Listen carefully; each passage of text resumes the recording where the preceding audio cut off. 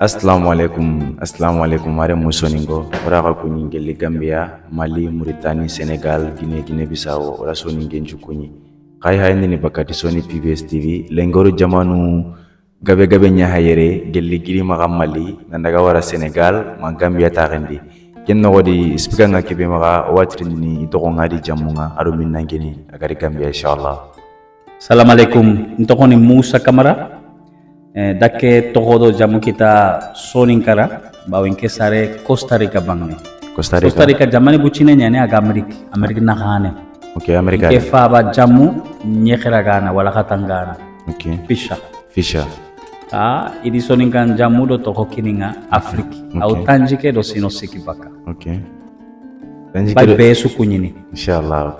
Nuari siri Musa orang kunyi nang kanta na nuari ora warando suronya na kille kagabenni Allah wala speaker ke kini ogidanya karenga kengani Aisha Tungara. So my sister, how are you doing today? Yeah, I'm doing well. Okay, what's your name? So I'm Aisha Tungara. Where? I'm from Senegal. Okay, thank you. So I can see today we are sitting at Gambia. What is your mission in Gambia, Aisha? Our mission here is to come close to the people of Gambia, especially my brother here. Okay. That I met, of course, through our daddy. Okay. And then to see how best we can work together in the vision and the dream that we have for the less privileged. To be specific, the orphans, the widows, and the widowers. Okay. I can see that you come Gambia for partnership with TSI Group.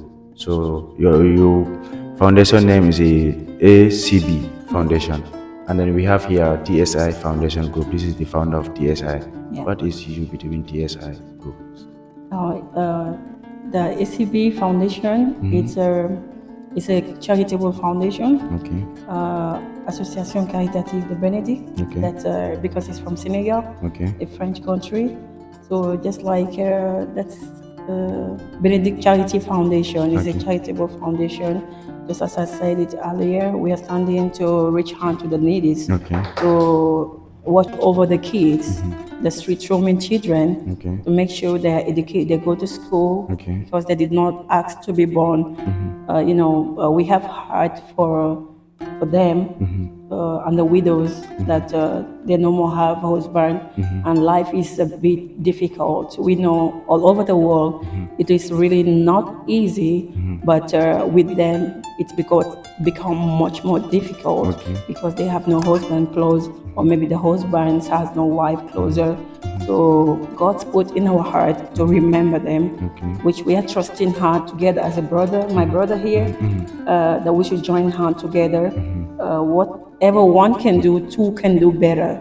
So when we join hands together as the two Soninkes, family, so we can do something. We believe that, and we are trusting God to see us through this. Thank you. Alhamdulillah. Thank God, thank you.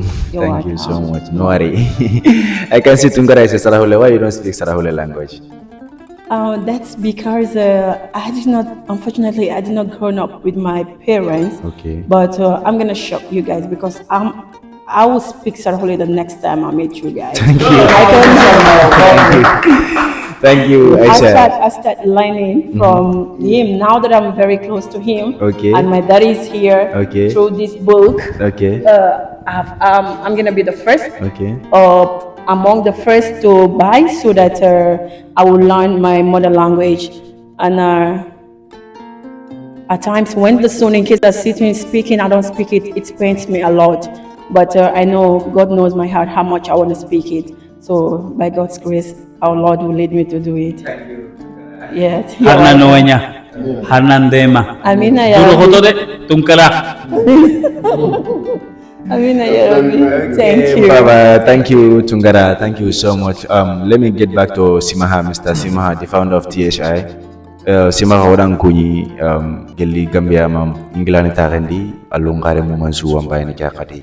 Bo ando found mukokorobe no ngari kitaka girora ngani jama palle ga nyima ngaire alla tike ho gore manne ku killenga ahillandi ngana duta ke ngonno tirindi ne tanami maga mulla na hebe kina inshallah. Wa alaikum salam wa rahmatullahi wa barakatuh. Papa Binta Saho, Sony PBS TV Gambia, national and international. Sony gankanne jamani no gona jamani palle.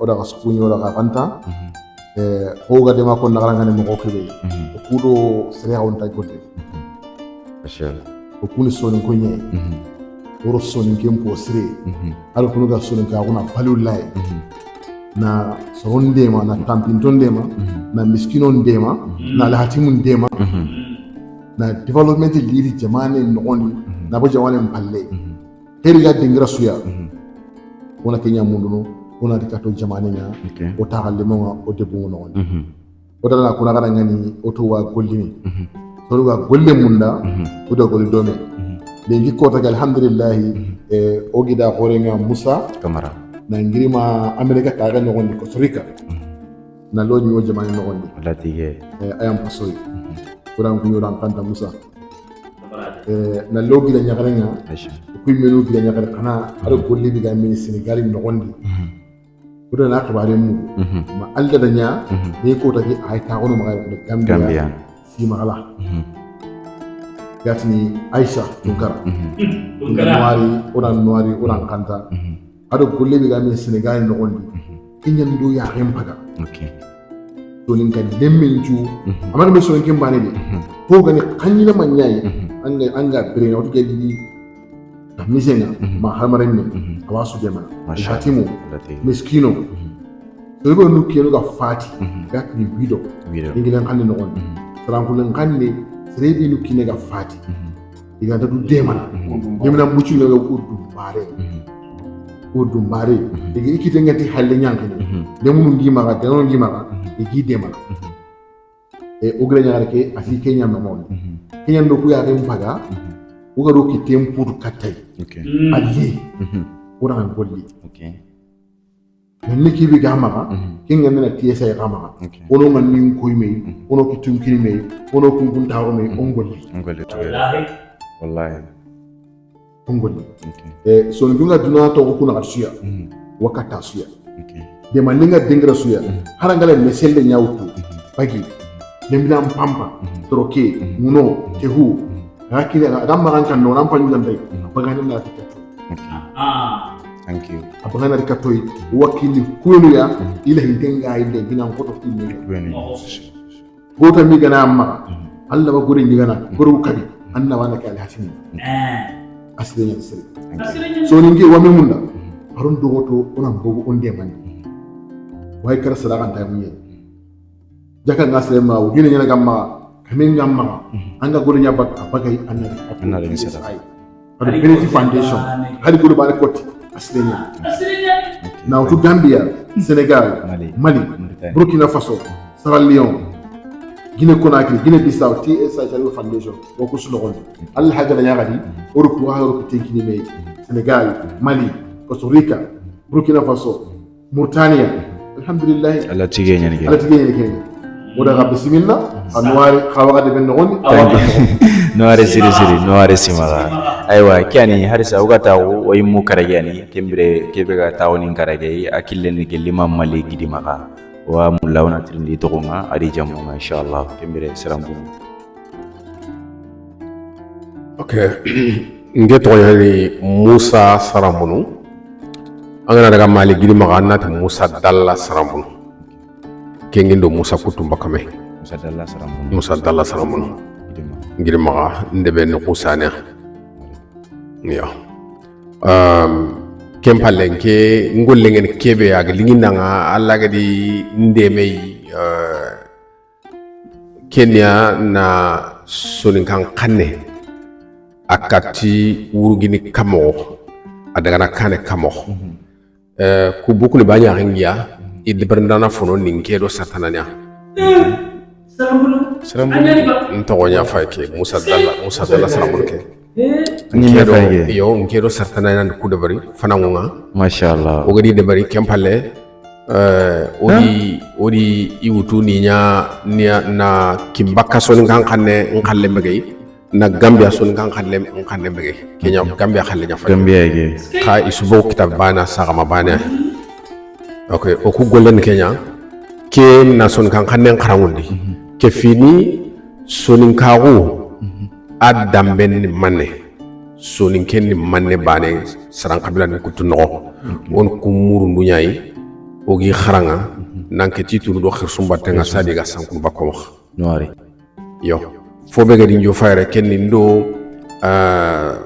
fonkulu foggabu kefi tubabu ne igamula na son kan kan khara ndo kunyangul nyana dome o ga me khara wonde ni son kan kan nga ado sonin ka won dambe ndalada o ni me khara wonde kenya ndi jo fandi gambe ayre lenki alla do o mare men ko me tamba sima o sowon to nyalin to nyani o daga barake kamma yar kuna okay noari serambunu noari siri bo o sanda mugu serambunu ngara diamu beniko ay important ndenya siri kenya ga no ko kannege na kitabe nja kundu kebe gara to ganda digam kotinta barakin de gundu soni kan kanende kaga na kitabe gara kundu arawa digame ke su tunu barake to ko nga kitabe minne nan dindu gona kitabe ko ko man le mun nanga serambu okay angoto duna sonin konti wuri me magayandi fompallen qoronga bondi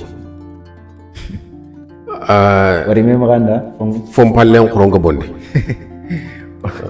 okay buku geri donc kendi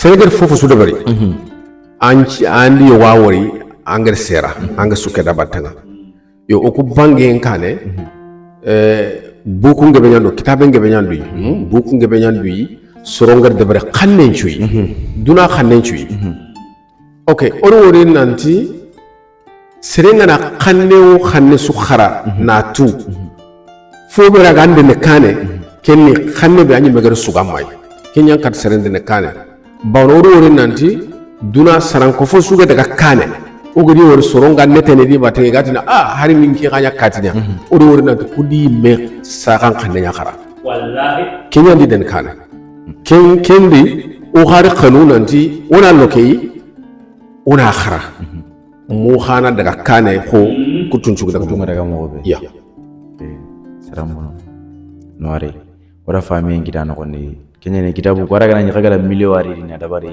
limisi en wasu golle na gore ni ada sa worni kenju fatam fanci kala ngano serambuno mbane pro kitabe ke because keni hey interest ndenya ni pulso ni ngonna galengi kachanga bene siri ora wa kachelo no bene hinani inshallah kenya gani simaga o gira nyagare ke Aisha ada digamu ko interest ndenne siri ina hankore ni kaga be o hayni ni ndadu Aisha gara hibe ko purano de ma translate ni sara kullendi Aisha digamu na mani kam yo mare mo popagada ebe trindi Aisha o mare meyeni before that Aisha we have to translate what you said because some people don't speak English, so Tamba can translate what you said in Sarahule language.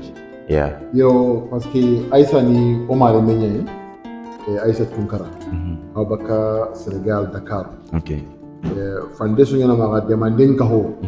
Demanding kaho to on Bennett. Charitable Foundation. O agat ni TSI Charitable Foundation kemmi yana amaga Sénégal. Okay. Aïssa ni Séréay a foundation ke ara sigiliti na ali hatimu nyagema. Okay. Ado urumbare sanko ngane urumbare kinan galla walla igo be yakenga fati be yakenga fati lemu denu sarenti maga habenti maga ma sarengi maga habenti maga ma habeli maga sarenti ko gane ma ko ngana mo be tisai o ko khasikinya kama gambe jamaay no gondi ado afri jamaay no gondi nya ka suda mi wari golli bane no gondi o suda mi wari golli bane no gondi nta ya ringo le nya hay agasi ringo le fay kiyen ko sa mare ma kriti no kahimea parce que ngane be da maga kinga ne ngi xama an kebe simana aga kuni kebe ya kala kinga simana kuni kenye Allah ko so ko ime lenki gambe ta ga no ma ngebe plan no mashallah Aïssa da la golle ke no kala siyo kala isto tu ngare golle ke amo wadde ma din dabar ni Sénégal jama en no ndaga ma Mauritanie Mali Allah har gambe ray lenki ko ta ke ko mon hogoni soni kenya anga TSI supporting no munda ana Aïssa ga foundation ke Berry Foundation asuni fanya foundation bani ke TSI and Berry Foundation asuni foundation bani ke wa munda sungolli ono to tinkini mei ona kane mun o gila nyagal kiya golle ke no gondi ado ga golle ke no gondi kini ngandi ngar sinon ko nei ma ki yo palanga neki ora bismillah ora nuari asababu sanna ma mu sababu ngade asababu ngir Musa Noare. Uru Aisha gana metro otu asababu ngir Musa Mushani for sure. Na ta tomu lengi ga na Musa Okay. ma Musa ga ritini gambe no ondi Rukana me diki wona metro For sure. Lati ay Musa. habare mi buti ga Aisha Noare wona Musa Musa Noare. Thank you Musa. ay na nganne sirin nan niya na tikata Aisha na ngani ke do hay ko sunya bani Okay. ogira nyagare agani Chinese nyai Okay. pando so ga ba mutani Okay. Allah ya matawe de Okay. Hawa Gambiere. awo gambe ro kunne adagi ita galle munya tuntiya ba so ya daga na Japan Okay. lengi ta to nyam bi ma ko ta gadi mo daga me wani Ora me kita kara. aha sa ko khanin ko no ngam ko no mo kebe ya Okay. Kesora kara. kesu ada kara na ndogire ni ko ya kungala ko bukunu saha e angana parke buku ko pingisana liga TSI Charitable Foundation in the Gambia angala tina Senegal go to Bene Foundation copy anga kisana maga anna ko maga hasira ona rono foundation kan wondi demandem pour la kay ona kaska ko kenye Okay. yalla ngala miskilu nya demana Allah ke buku ko bon angana ko do hile do karge haliski Asagene kata ay miskin. kata miskinu nya Okay. Mashallah. wamda suma Mashallah. ngati assalamu alaikum warahmatullahi Aywa sima wandi ga mun jiro e gemu wada fami kiti no gondi ken no godi ko ta gora be ron kunne yeah mona diga me be kam ron kunne kenya ga ni ko ngara kon diga banane mo be nanti dingira no sikan na menyere awo Mauritanie kenya ga ni Chinese ke be foundation ngama ake mata be ron kunne adi Senegal Aisha na Senegal president do ta ga dire Aisha Noare so ngana arti Mali Camara and ke kono serambunu and Mali president do ta ga no gonde ron kunne anganati ijamane to ko kadi Costa Rica America Kenya enda America president do magaira ngunne so genno ko di lengo ta ga interest ndene boyno ku jamanu benu so gari konti ina interview teringana ina tuno wa kachabe na gondi kenno ko wa junga kamaranga ona trindi dan do simawa anna maiki kine yo chiga Mike impact kata Musa o so ngon natu woni gati Aisha no mari minya so kinyani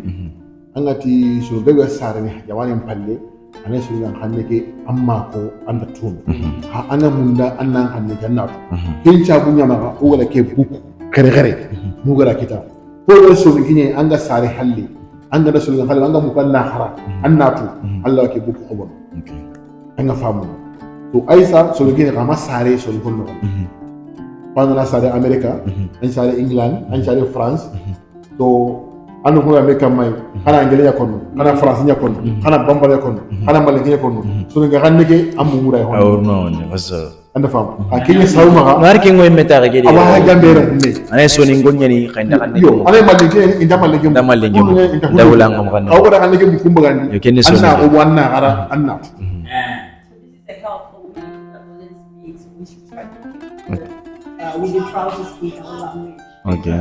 Ati kyani opportunity ngai kunna ngani kome nukan takan nege muku kuina kati kan nege muku kenna wali inshallah Musa Camara from Gidi Maka Musa bo ora kanu lengi kan ora na interview ngida tonggo ni serana nga soni kan nebe kon nebe kenati amma soni kan kadin jubu wanga ke soni kan kote muku la sama ina soro lagana mandi angiri ni ma America na Africa ya la na dalla yo kan ko muku wala la golino breki rangi breki ko da Africa ya rongonne Soni koti gurda gana dalla moho alan ala gurda gana dalla jinga moho aranta nyana kine inkeda fokefe uronga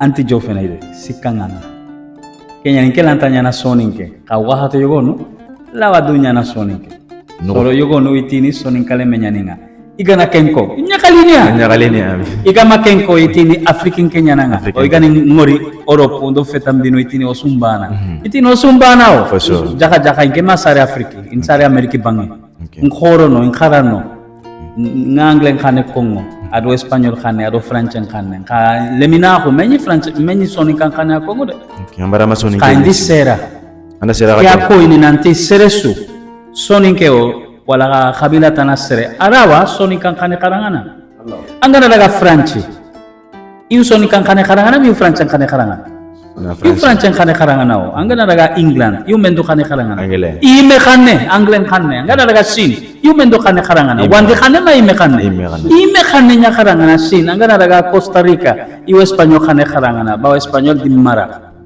angotu ola famo nanti oga nokusu ono khane khara siri kuro na kata safana na kharanga na jatende beritia kuro tuwa honari ona sero khursu tirindi soro khasu tirindi ona gundo na makasanke gundo nan tokho soninkara kuro soninkara nan jidi ora ke ore dunna nokusu omulana ke meori soninkara muma itomo yogono iduro hoto iri soninkan kana khara idi sere idi famo ifai soro tane kana undini yogono daga jaman palle safari ka omula harsa leminu kumeno gatoko soninkara ina soninkan kane khara sobe ina kitabun chafa sinesu ina kitabun chafa hukumo ho mafotana ga khisanya koini mafotana kesu au irwe nyari tini soninkara ba osumula irwe nanya anya kama ho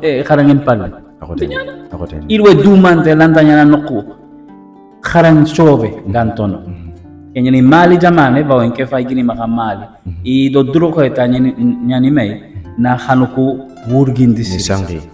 fi bane UNESCO ini fere khore aga onu aga duna muma UNESCO. ada kota yogo sugandi September khaso kota tampilo karaganti Awanya duna tatusu nokusu Awanya soniko gano ho Gambia ho Khai ho Bomoko ho Nuasota Paris Espagne nokusu soniko ga hari soninka le mo filik bane korote gano ina menyi ina nyaka khore bari khaneke nangurgi baw yeru I khadi de bari Gambia yeru me khadi fo de bari Gambia wa yugono di fo de bari Dakar wado debutana soniko ga nokusu hari soro filik bane ageni ina nyaka khore de bari na bogu sella nanti inke soninka khane kongo soninka ho nike hari mukuni igana lefi soninkan khane kharanga na Angleterre manokotana oni kharangundi khairi yani kengao bawo kana khanung ke besera tuwa ho ke warni ke fe otwa honga khairi yani kengao onti perdini de o fo ganyene o fo kitana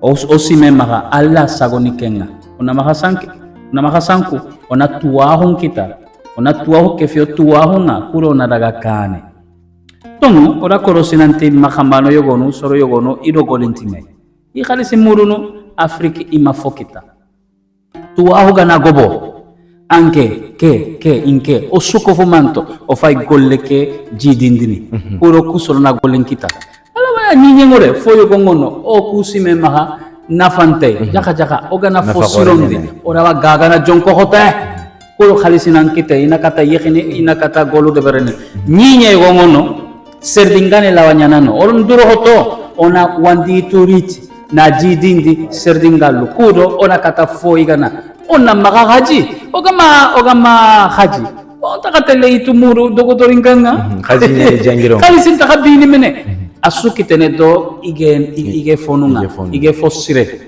ora kolosi khadi nanti sapen gana gobo sukara gana gobo te gana gobo amasiro yonkisan haku kentu de ka harsa hafa kesuro no igando nan ka duro to tuwa honan kite wonan goli nyaro tuwa honga koro yonkisa nan jiri irwe nyani kenga makempe ewa ganni ya khare gana nyi yekhini anti iran hotel londini iran gebe kemenyidu soni kala rafeo manen chabu danga soni ko dugune kenga wacha ona ke burkha ona ile do lara khase lara sire ana bergani rame londi anenya ni kotole ma usuna de berikara onti fofo ko bonno kenya neni fino yogonu amasiro ona kum burkha baka soninkara soke bure mini ado fotane na fantike ona jimini ona folinge mini ka ona ma posine mini bawo aw bire ke bonondini tuwa ho nyani kenga asu jopeti soninkan kane khanangenga seli fule nyana nga go terinkana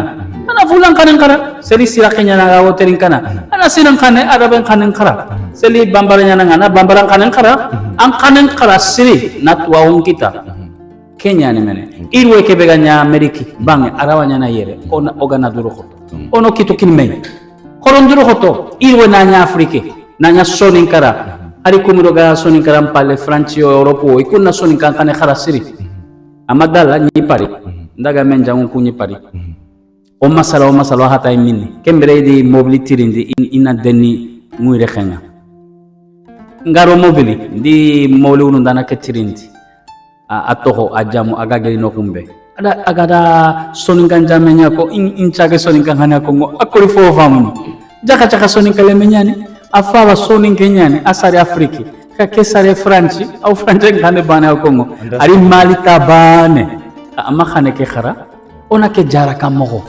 ona kususu dema oni dema kitabu audu kana mkhoni okitene soni kale munanga wa franci ikura wa ime khane khara ngondini kulle minu sukofu mantonga kudo tuwa hunan kite ikuga na golinya franci est ce que kuranta khalisi le mane khaydeni katoy wala ha messi wala hana soronde mayna pomba gudro wala fotana debere ira oide on kefi burjuni su on kefi kudo irwe na nya sonin kara ba sonin kara do irwe du mantenan kawa makempe wala mashallah bravo ona ala tiga inshallah mashallah kamara ndiga munsiro igemu bo nyamaru be no ngari kinoi kyani angana iti situ faretu angana nyimmetu ayanga pasure kenya mbasu so andiga mugube kana fahamu ambaye kata no dangani ya puro iminu no kanne mugu yomane waka kismaru aro ko gore mu iganda sangono kanna yema boyni da kono diskame sine kanne kannu yugo wadi kunjangono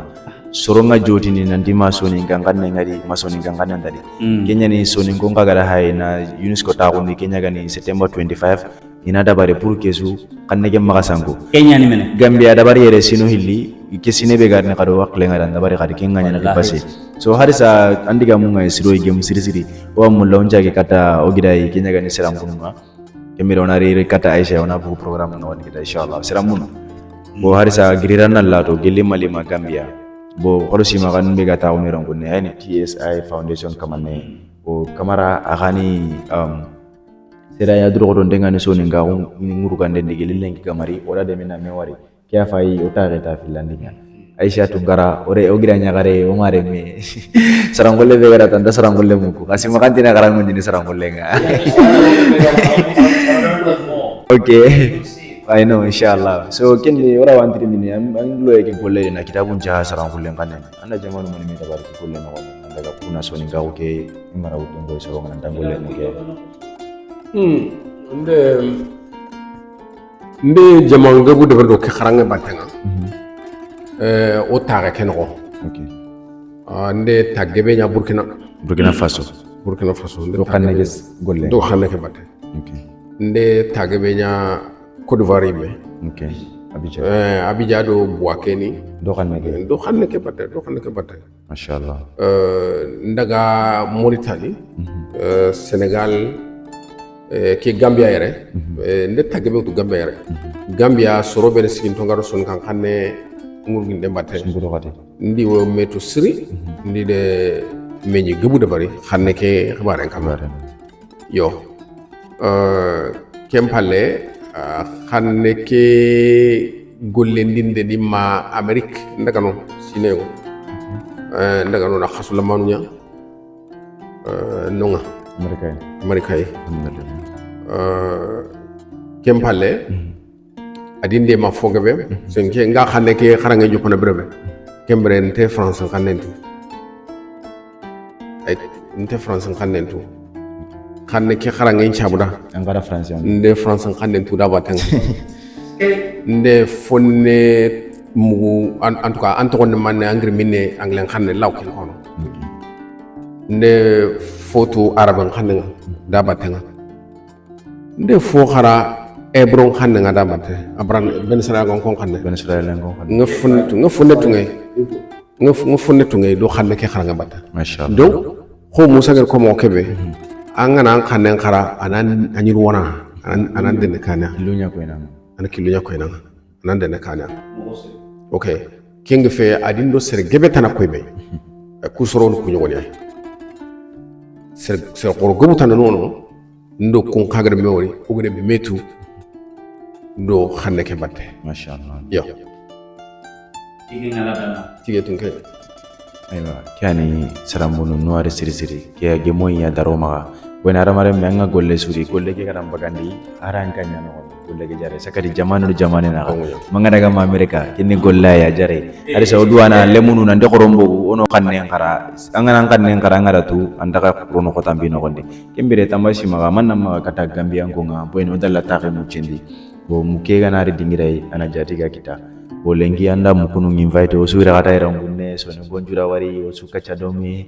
bo harisa manna maga nyamare kata mukunga aru aisa gara duro goto ke be utunandi wa e foundation ke khali hananga pour kasu nya partnership nga ongolli ilego na bagasu no kita de Gambia oni de ona golliti ya rangunne ke bagasu no kana ke Senegal ke Gambia ona golliti ya ke bagasu no kana ke Gambia gara ka aisa sagata Senegal na golliti ya ken kada sagira ko kore nya trindi ara ho trindi ga ma khalis nyanyi noma because anga tan hari bagasi ndenge Senegal sasa ko man khalis rada na pasi ko khakat ni ken kamane jini kam ko soro nya terengene yo anga ti hisugari kitibara ta halle nyakene anga na kitu hilika hay awade mani so kenyan ni yo bugata so ni karasuya jamani no jamani mpalle hano dem o kun ay muri yo nyagen okay hano ku parce anga na sakoso gita Allah rek kata sere kundai kan ranyi men kata malinga kata Senegal manna aro moto nya manna moto nya no wonni fesha kenye manna ro sere no wonni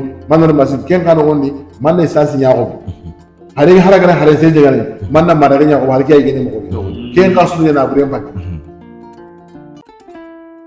o bokura kai kano dem okay mukuru ngere kunne hawa kagira jamane no wonni kagira kan no wonni hawa kan no wonni mukin garan jagata ayam basang bismillah so harsa osuna togoto ono kitunkini me o gida nyaare ke aro gida ngore ke aro gida wato ha ko habani parce que ke gida nyaare osuna garan sunatu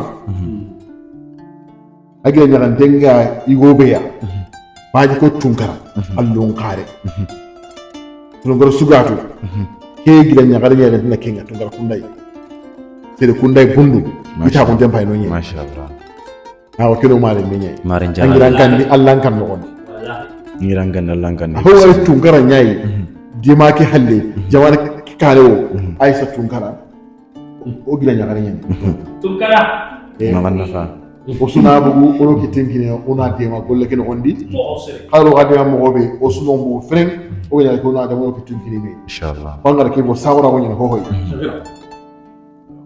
so ninke wame munda ajamba yon tabu munda tomo ko gato me de mana wa me de mana abu halo de ma waje na kasi gabe nyai dingira nya haya maga Senegali bela ngama aga lena sigindi ona ali hatini do urumbarello no ngani na yes tene nonga ibele kunda to no ngani ina hara no ngani ina wu no ngani ina yi no ngani do tane ngano gondi o hano gondi ken gas ama gas mi gas gi ore nyani to kenya ida bani kenya tese kama Gambia na kenni ngira horo sigindi sara hulu ngatini boarding school anna raben khara anna ngelen khara lokani ngano wondi pharmacie ngano wondi diga be wadi ngano tangala hewo su kharna kenga antena kasu bucine kasi ngoma so nungo kasu ngoma hal sere bane kot ara ke kasu bagani wala ke dingra sigi wallahi sere bane kot ara aronya aronya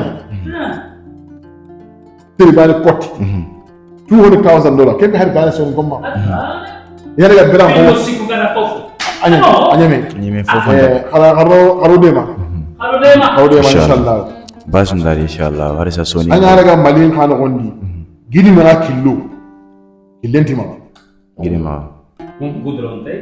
ana ay ganden ko khay na re gidi ma gondi daga mali sunu gondi killenti ma mali ga dingra so na dingra suya akide katoy foundation ngoma construction siyinde pollake ono kitun kuyo kudiyo yi dabari mo be wallahi ora gaskuni ora ganuare ora gamama wa assalamu alaykum wa rahmatullahi wa barakatuh aywa kiani Mr. Simaga inshallah Mr. Simaga nuare siri the founder of TSI enno gore wa diga lagare ngini o gida nyagare nga Aisha I want to ask you something Okay. because if life is not easy because someone can ask me why you open a foundation because maybe you pass on some difficult, that's why you open this foundation.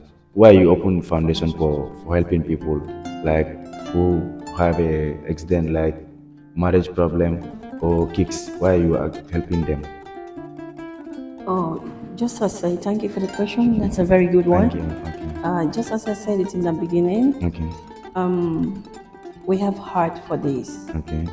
Me, I love kids, Okay. and no child asks to be born, Okay. so they are very innocent. Okay.